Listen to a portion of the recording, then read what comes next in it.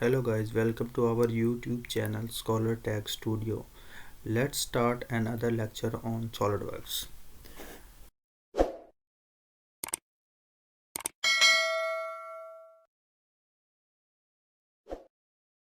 So we will open the sketch menu. We will select the any plane. Let's suppose front plane. So in this video, first we will discuss about the circle. So here we can see that there are two types of circle. If we select the first one, so first we have to select the center of the circle and then we have to specify the radius of the circle. Let's suppose I select this center and then I move my cursor, so you can specify the radius and right click on it and then select. Now we have draw the circle and now we can go to the dimension and we can give the dimension. Now you can see that this is the diameter, so we have to give the value of diameter. Let's suppose we want to make it 150 millimeter. So now the dia is 150 millimeter. And similarly there is another option, circle. So for that we have to specify the 3 points. Okay, let's suppose this one and this one. So if we want to draw the circle in this way, when we have 3 reference points, then we can use this option, that is parameter circle. This also can be used. Let's suppose we have a line here and we have one line is here. Okay, and we want to draw a circle that must be tangent at these two lines, so we can use this parametric option. We select this line and then we can select this line and then we can specify its radius. So if we have this type of condition, then we can use this parametric circle, or otherwise we can use this. Similarly we can give the dimension to this one. Let's suppose I want to make the diameter of 100 millimeter. So, and there is another option that is called arc. So there are 3 different types of arc available. It depends upon the nature of the sketch that we want to use.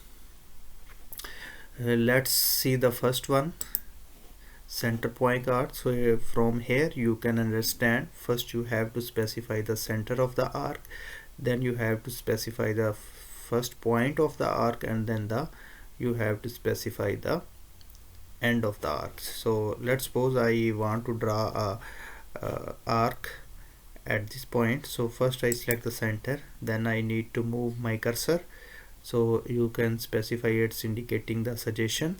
Let's suppose I want to draw a arc from here and then we can move, okay, to this point. So in this way we can use this center point arc system to draw an arc.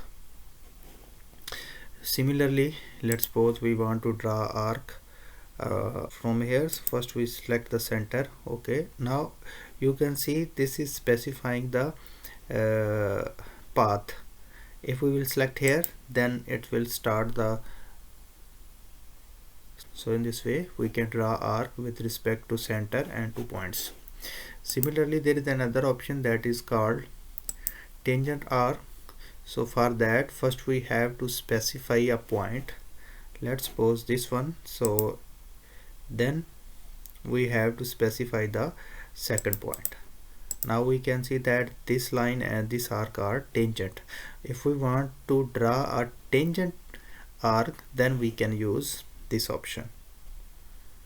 And similarly we can give the dimension in term of this time is in term of radius.